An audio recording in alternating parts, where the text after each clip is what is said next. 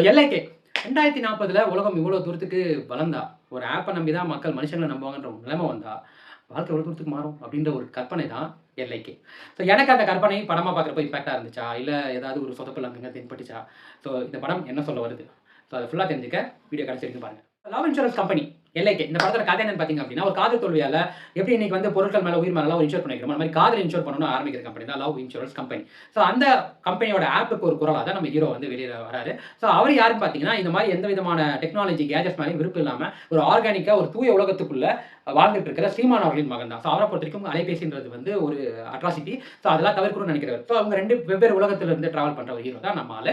So அப்படிப்பட்டவருக்கு ஒரு காதல் வருது. அந்த ஹீரோயின் யாருன்னு பார்த்தீங்க அப்படின்னா, முழுக்க முழுக்க இந்த கேட்ஜெட்ஸ் ஆப், ஃபோனே உலகம் அப்படின்னு நம்புற ஒரு பொண்ணு.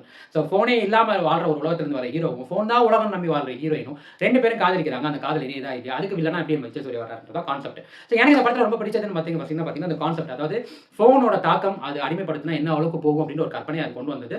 ரொம்ப நல்லா இருந்தது. அதுக்கான மேக்கிங் சிஜி ஒர்க்ஸ்லாம் சூப்பரா இருந்தது. அதுக்கு அடுத்து அந்த படத்தோட ஆக்டிங் எஸ்.ஜே. சூர்யா டாப். அதான் டார்லிங் ஆஃப் த மூவின்னு அவர் தான். அவர் பண்ற சின்ன சின்ன விஷயங்கள் கூட ரொம்ப ரசிக்க வச்சது. ஈவன் தோ வில்லனா இருந்தா கூட நிறைய இடங்கள் அவரோட நடிப்பு பிரமாதமா இருந்தது. Of course P R. பிரதீப் ரங்கநாதன் இன்னைக்கு சூப்பர் ஸ்டார் அவர் தான். அவரே அதே மாரி அந்த சூப்பர் ஸ்டார் பட்டம் கொடுத்தனால என்னமோ தெரியல. நிறைய இடங்கள்ல ரஜினிகாந்த் தான் மிமிக் பண்ணிட்டு இருக்காரு. அப்படியே பக்கத்துல தனுஷ் சேர்த்து போட்டு மிக்ஸில அடிச்சா யார் வெளியில வருவாங்க? நம்ம பிரதீப் தான் வருவாரு. ஆப்வியஸ்லி நல்லா நடிச்சிருந்தாருன்னே சொல்லணும். 3வதா நடிகர் ஸ்ரீமான்.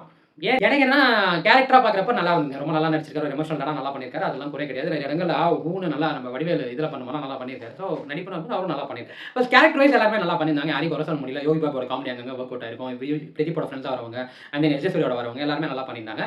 ஹீரோயின் எனக்கு என்னமோ இந்த அவுட் சைட் வேர்ல்ட்ல இருந்து வந்தா ஒருத்தவங்க எப்படி இருப்பாங்க? அந்த மாரி தான் எனக்கு ஹீரோயின் எதுலயுமே தெரிஞ்சாங்க. ஸோ ஓகேவா இருந்தது. அத தாண்டி the real hero of the movie யாருன்னு பார்த்தீங்கன்னா, நம்ம ஹனி.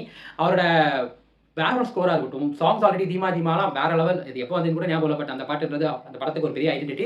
அத தாண்டி ஆல்ரெடி இந்த அணிக்கு ஒரு பெரிய ஐடென்டிட்டி குடுத்த நம்ம எனக்குன்னு யாருமே இந்த படத்துல வச்சிருப்போம். ரொம்ப பெரிய எதிர்பார்ப்பு இருந்தது. ஸோ இந்த 2 பாட்ட தாண்டி மற்ற பாடல்கள் கேட்க ஓகேவா இருந்தத தாண்டி பேக்ரவுண்ட் ஸ்கோர் உண்மையிலேயே ரொம்ப நல்லா இருந்ததுன்னு சொல்லணும். ஹனி தான் அந்த ரியல் ஹீரோன்னு சொல்லணும். அதுக்கப்புறம் சினிமாட்டோகிராஃபியா இருக்கட்டும், சிஜி ஒர்க்ஸா இருக்கட்டும் பிரமாதம் பண்ணிட்டாங்க. எனக்கு இந்த படத்துல கொஞ்சம் நெருடலா இருந்த ஒரே விஷயம் என்னன்னா, முதல் பாதியில 2040 இவ்வளவு தூரத்துக்கு மாறினா மனுஷங்க எப்படி இருப்பாங்கன்னு ஒரு கற்பனையா தான் காட்ட முயற்சி பண்ணிருக்காங்க. பட் அது இப்ப நம்மள பார்க்கறப்போ நிறைய இடங்கள்ல கிரிஞ்சா இருந்தது. ஏத்துக்கவே முடியாத அளவுக்கு ஒரு விஷயம் குடுத்துச்சு.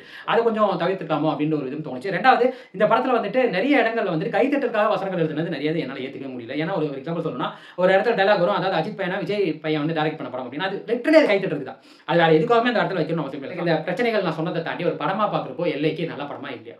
நல்ல படம். உங்களுக்கு அந்த ஃபர்ஸ்ட் ஹாஃப் தாண்டுற அளவுக்கு பொறுமை இருந்ததுன்னா, அத ஏத்துக்க முடியும் அப்படின்ற ஒரு மனசு இருந்ததுன்னா, டெஃபினட்டா செகண்ட் ஹாஃப் ஃபுல்ஃபில் பண்ணும். அதுல மாற்று கருத்தே இல்ல. ஸோ ஓவராலா எனக்கு எல்லைக்கு எப்படிப்பட்ட ஒரு எக்ஸ்பீரியன்ஸ் இருந்ததுன்னு பார்த்தீங்கன்னா, 100க்கு நான் 70 குடுப்பேன். ஒரு நல்ல எக்ஸ்பீரியன்ஸ். செகண்ட் ஹாஃப் ஒரு நல்ல கதை, ஒரு நல்ல மெசேஜோட முடிச்ச படம் தான். தொடர்ந்து இந்த மாரி சினிமா சம்பந்தப்பட்ட விஷயங்கள், பொலிட்டிக்கல் சம்பந்தப்பட்ட விஷயங்கள் தெரிஞ்சுக்கணும்னு நினைச்சீங்கன்னா நம்ம சேனல ஃபாலோ பண்ணிக்கோங்க. See you next time. நான் விஜய் கிராதகன்.